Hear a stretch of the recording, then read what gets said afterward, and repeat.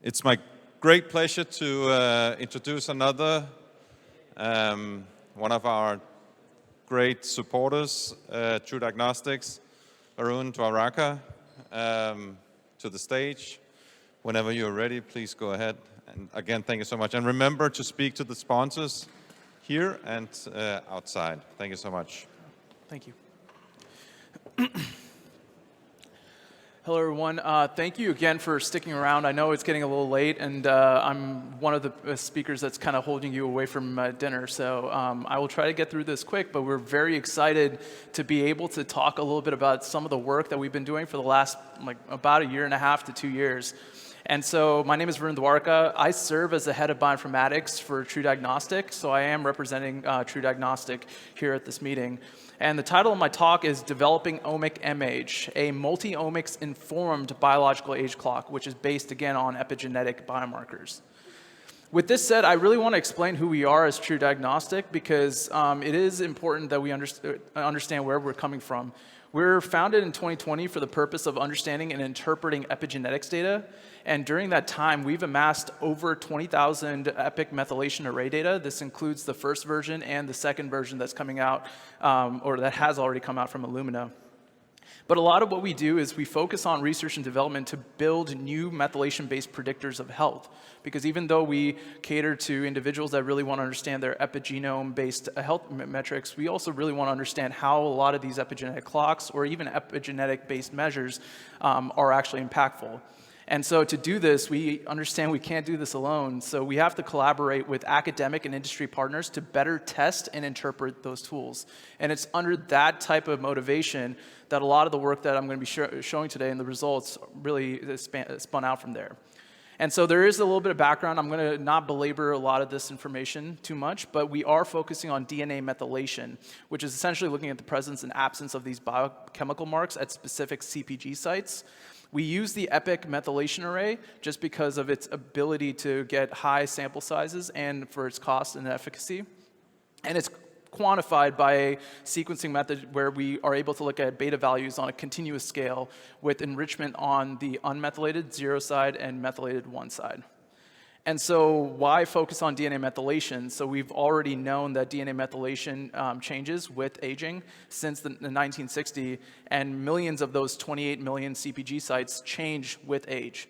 But I have to tip my hat to a lot of the folks at UCLA, especially in these early papers, which showed that DNA methylation has significant associations to age and is shown to be highly predictive of chronological age. And so especially with the work done by Brocklin et al. 2011 and also Stephen Horvath, hopefully you are able to see my pointer right there. So we really have two separate abilities where you can take a DNA methylation clock, train it to chronological age, and be able to create a forensic type predictor just based on DNA methylation. But more recently, and we'll call those first generation clocks as we move forward. But I think the second point really comes down to biological age clocks. So rather than training to chronological age, what if we train it to other aging phenotypes? This could be a phenotypic score, time to death, and then use that to identify CpG sites with additional covariates to really inform us more of a biological age measure, if you will. And so this slide, while there is a lot of information, I think it really goes to the expansiveness of how many clocks are out there. And I think that I've been hearing a lot about, yeah, there are so many clocks, and even within just a single biomarker. So for example, when you look at your first generation clocks, some of the examples that I think many of you are familiar with include the Hannum clock, the Horvath clock, even the Zheng age predictor that was, I think, originally developed in 2019. Now, with those second generation clocks, this includes your PhenoAge, where it's trained to a phenotypic score, and then also more popularly, GrimAge, and the second version that came out in 2022, where you're essentially developing DNA methylation-based surrogate markers for different types of known proteins and other elements, essentially. So meaning DNAM, ADM, cysteine C, your pack years, smoking pack years, and so on and so forth, and then using that as a way to also train to the methylation, essentially. Or sorry, train to time till death, and then identify those CpGs that are important. And then I know that this is where there could be a cross between the third generation that's typically known, but we also consider third generation as a more longitudinal approach where it takes into consideration different individuals throughout the time course. So Dunedin Pace is a great example of this, where they followed individuals from the time of birth at around 1972, and then were able to actually look at their methylation patterns at the age of 45. And with it, they were able to also take into consideration cardiovascular, metabolomic, renal, metabolic, renal, hepatic, and all these other measures as well. And what they essentially were able to do is create a pace of aging score. Now, with all of this said, I think what's really important is to understand how these clocks compare, because I think this preprint what came out of Morgan Levine's lab, pre-Altos, actually really showed a very interesting association. So typically you'll see that each clock is represented by different degrees of similarity in their CpGs. So each of the colors that you see represented in bars represent a different set of CpGs for a different set of biological processes. And what you'll notice is that those first generation clocks, they share those similar modules of those CpGs, but those level of enrichments are fairly spread out based on those generations. EMR-based, for example, EMR-based and Dunedin Pace, which are shown right in the middle, tend to have similar color schemes, but the amount of CpGs within that color does vary. And this is where I think that, especially with Andrea Meyer speaking about all these different clocks yesterday, one takeaway that comes with it is that each clock is capturing something different and explains why you get those varying outputs. And so when you talk to clock builders, I think it's important to consider that the training is very important, trying to say, what are you trying to train to? And it's with that notion that we have to really look at the criteria in developing these biological, meaningful epigenetic clocks. So some of the criteria that we've been using here at TruDiagnostic are pretty much, one, what is the association of epigenetic clocks to disease? And so this review here actually does a pretty good job of kind of looking at each of these popular clocks and the association to different disease types. What's important here is that it's not only limited to biological epigenetic clocks, but also to chronologically trained epigenetic clocks as well. They're capturing something there inherently. Number two, reproducibility between tests. We work with a lot of clinicians, and what they want is, if you're going to do an estimation on a single sample twice, you sure as hell should get the same output, right?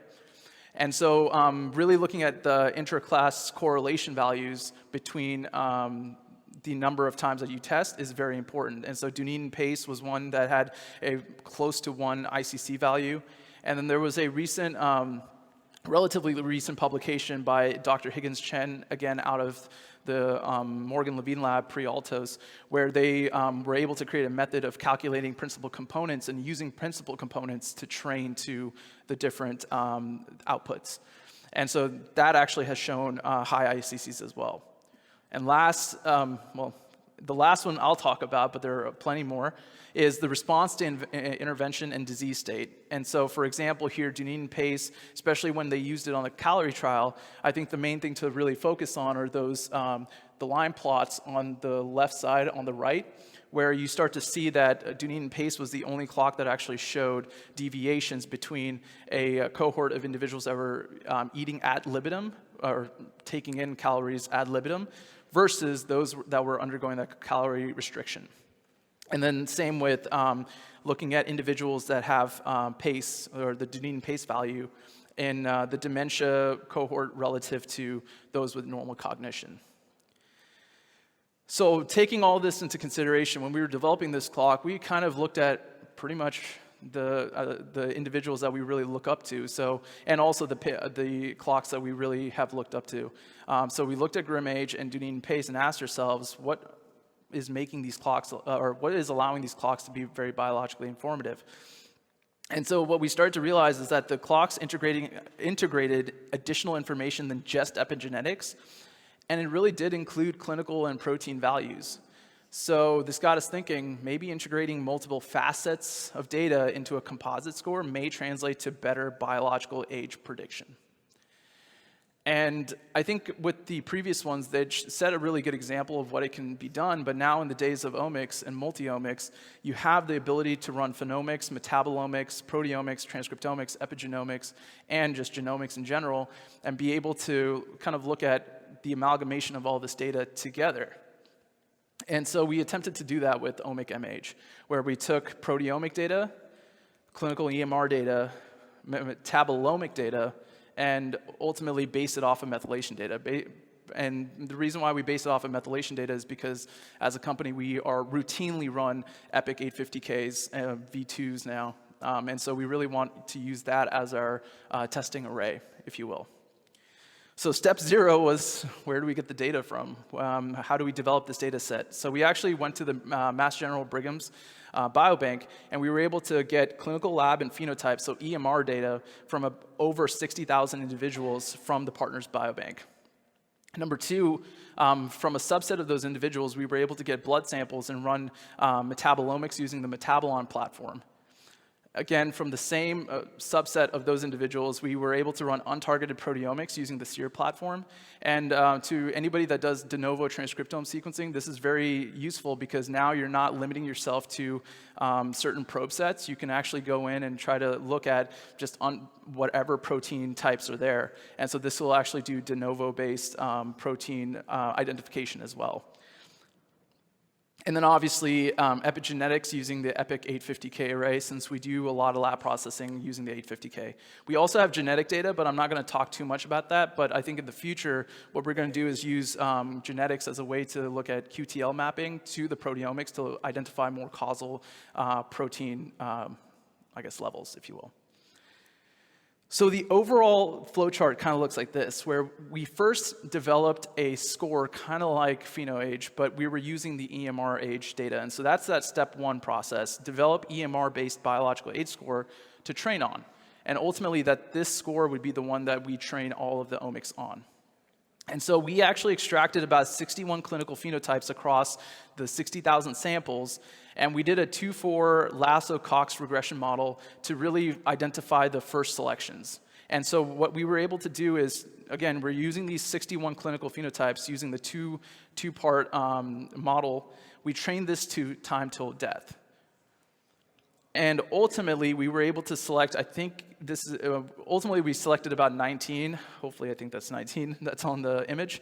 But we were able to look at the Charleston Index 7, 6, the age of collection, the smoking status, AST, glucose, triglyceride, neutrophil counts. And so there's a representation of the immune cell subsets in there as well. Excuse me. What EMR-age does, and I guess just as a first pass, what we really wanted to do was, what is the association to just relative chronological age? And what we see is that there is a strong enough correlation, positive correlation, as EMR-age goes up, you are seeing, as chronological age goes up, that EMR-age that's reported does improve as well. We did notice something in particular, that there was a stratification of these 2 different groups, and the main reason that this comes by is because of the inclusion of the Charleston Index. If you're not familiar, the Charleston Index is a score which actually looks at the 10-year mortality. And so when we started to include that, that's when these 2 groups started to form, but it actually improved with hopefully data that I'll show. It actually improved the magnitude of hazard risk ratios as we move forward. And so even though this is there, it actually improved the model as well. And we also tested that on a data set where we didn't include the Charleston Index, and it actually suffered. And so this plot is actually from 30,000 individuals with about 2,405 deaths. Now, we always want to be able to benchmark just to kind of understand, are we going the right direction? And so we compared this to the clinical PhenoAge that was originally developed by Morgan Levine. And what we noticed is that, especially looking at these Kaplan-Meier curves, they're fairly similar in how they're predicting the survival probability. But what is important to recognize is that EMR-age seems to show a much lower survival probability than PhenoAge, and potentially this could be a more true signal relative to what PhenoAge is showing.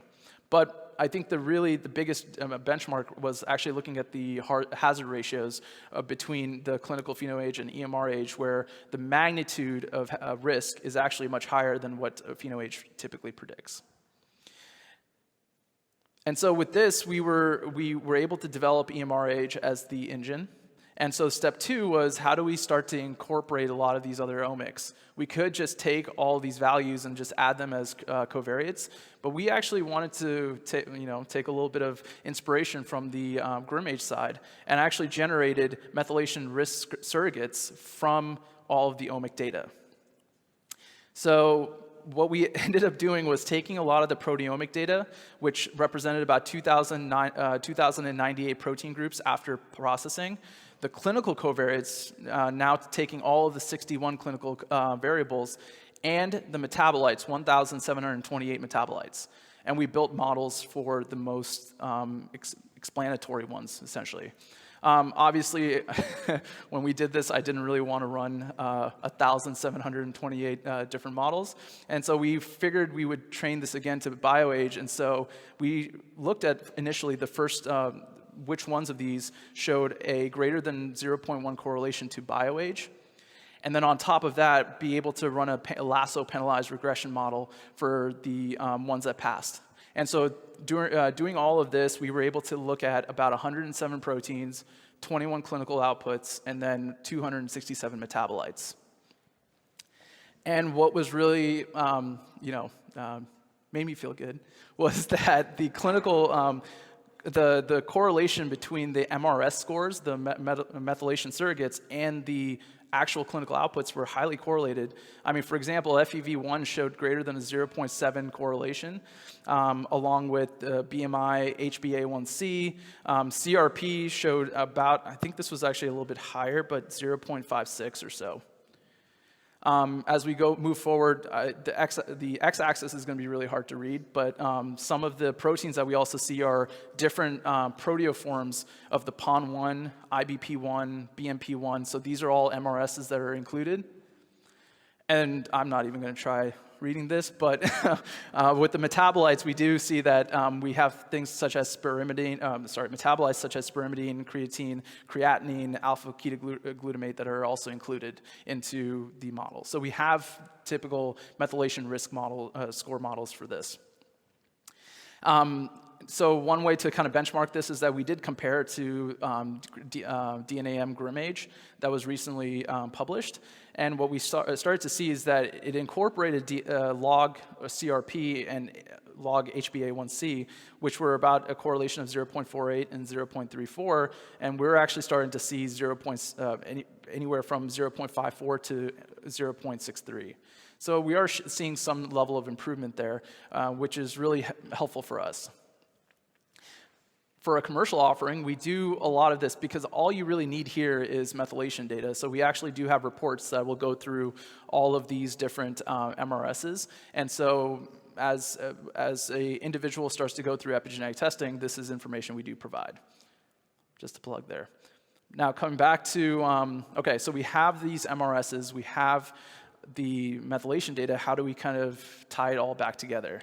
And ultimately what we did was we kind of did the same type of training where we trained everything to EMR-age, but in it we included the methylation data, all the 750,000 CPGs after post-processing or after processing, the 107 protein, 21 clinicals, 267 metabolites, all of the methylation estimates. And also we recently published a new 12-cell immune deconvolution method in genome medicine. And so this is important because as it was already shown by Eric Verdeen, Eric Radine's group, that immune cell fluctuation actually does alter epigenetic age outputs. And so also Jonkman et al. Showed that too. And so I know I'm running out of time, but basically through the penalization, what we noticed actually was that the immune deconvolution, none of them actually were selected for.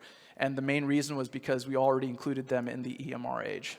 And so, I think the main thing really is when we start to look at ICCs, those test reliability, we're looking at almost a 0.998 in terms of the at least the Spearman correlation, but also high correlation with those ICCs. And as we move forward, we're going to be researching a little bit more about these MRSs. I think the main thing really, though, is the association to disease. We have this clock. How does this then compare to the different health outcomes and lifestyles? And what we start to see is when we benchmark this against the current PC clocks, I am focusing on the PC clocks here, we see that the odds ratios and the hazard ratios are greater in both of these multi-omic informed clocks, the multi-informed clock based on EMR-age. But I think the last slide is really what really excited us, is that when we start to look at the 5-year survival prediction and the 10-year survival prediction, the true positive rate was much higher in those two clocks compared to any other epigenetic clock alone. So with that said, the conclusions, we developed this EMR-age, the composite metric of health developed using clinical values and trained to time till death, and including those MRS scores actually allowed us to have a little bit more of a multi-omic information there. And this composite OMICmAge metric was developed by training methylation, MRS, immune subsets, and demographic information, and really helped us meet certain aspects of those criteria. But obviously, there's future work. We need to further test this clock in other data sets, develop more MRS models, because again, we only selected for a subset. And then really, I think this is the biggest thing, is further testing on interventional data. At TruDiagnostic, we do have interventional data, and so we will be looking back at previous 850K array just to see how this clock is actually working so we can better understand it. And we will be offering this also as part of our direct-to-consumer and clinical offerings as well. There were a lot of people here. I really want to give a shout out to Natalia Carreras, Ryan Smith, and then also we collaborated with Jessica Lasky-Sue's group out of Harvard Medical School, and Qingwen Chen was instrumental in getting a lot of the biostatistics done. So really, thank you again, and catch me whenever to ask questions. Yeah. Thank you so much, Varun. I think that we will move on. It was a fantastic talk. Please talk to Varun in the break if you have questions. Connect with him. I mean, they're probably as close to perfect as anyone could be.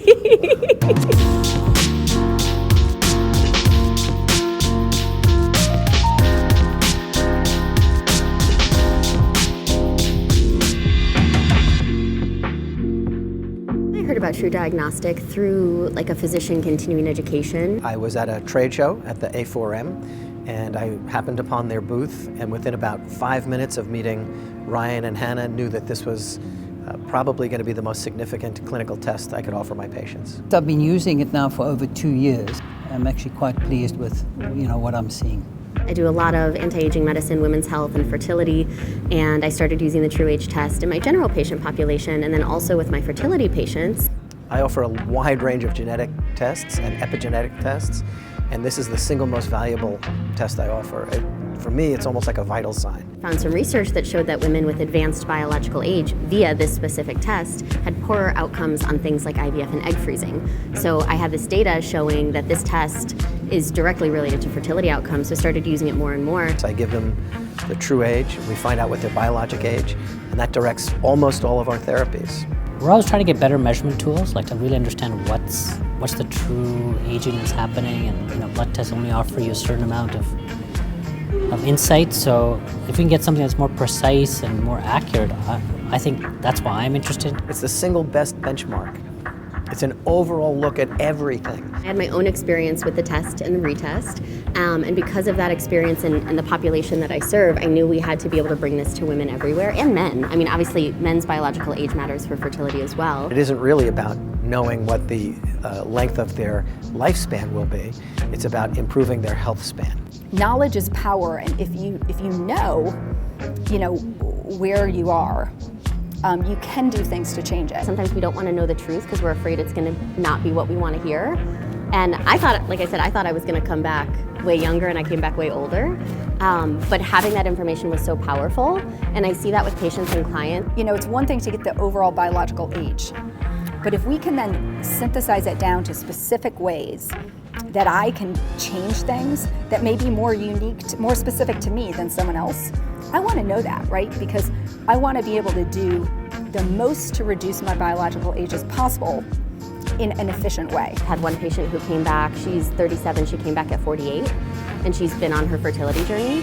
And where that's impactful is, before she goes and spends $50,000 on IVF, now we know here's some things we can modify to get your biological age younger. Like, yes, it's hard to see that number, but it's reversible. I think it sort of inspires or motivates you to clean up your lifestyle a little bit and, look at some of the environmental factors that could be, changing it. What we hear every day is, changed my life, or you gave me my wife back, or I'm able to do things that I haven't been able to do in 10 years. Like if somebody comes back older, I might be more inclined to do some sort of fasting protocol with them than if they come back younger. So it does change my clinical decision making a little bit, especially in fertility where we don't necessarily want women fasting, but if they do come back older, that does change both the treatment timeline and treatment recommendations, and also whether they should move forward with something like IVF or egg freezing. So it does really impact my clinical decision making, which is powerful. It is a single result which the patients can understand. It results in actionable information. Aging is a dynamic thing. And one of I think the most interesting points is there's absolutely evidence that we can reverse aging to some degree. The extrinsic age, true age, is basically most likely to be able to be changed with good lifestyle practices and obviously impacts most of the chronic disease that we see in our practices every day. One of the things with this test is that we can see changes, and it's a great before and after for whatever protocol I put patients on. And then it also tells me if I'm missing something at the end of that. For educated people who do the right thing, life expectancy is probably going to go out 20 years. I fully believe that in the next 15 years. Tell the patient that their biologic age is advanced compared to their chronologic age, and with that simple information, they're able to make significant lifestyle adjustments. I knew we needed to bring this to women everywhere to know, one, you can find out where you are on the biological clock, and two, you can actually rewind it, and it does impact fertility. If you're wanting to understand how, let's say, small molecules in the body, glucose, LDL cholesterol, etc., how that eventually impacts aging, ultimately you have to go to epigenetics, because really mechanistically that's where things are happening.